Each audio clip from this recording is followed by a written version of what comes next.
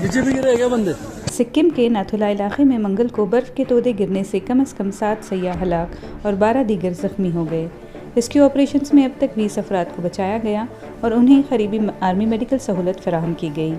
7 अफराद के हलाक होने की खबर है, जबकि दीगर 7 अफराद को इब्तदाई तिब्बी इमदाद के बाद गंगटोक पहुँचा दिया गया।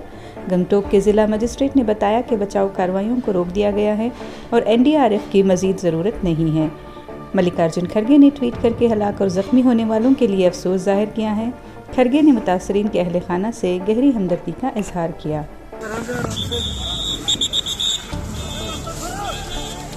आगे से हटाओ, आगे से हटाओ।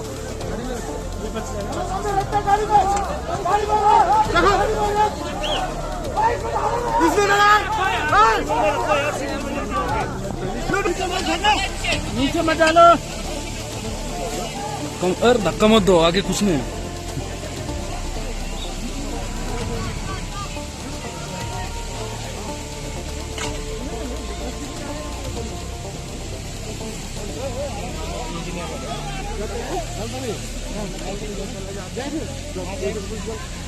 उधर से जाओ, से जाओ। सिच्युएशन साईड 17 इंच में WD पुणे 4 तर गावली, त्यातून 4 गावलेले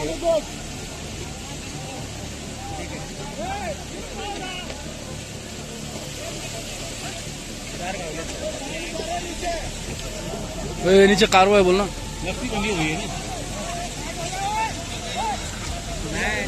4 मधून 3 टिकट आहे।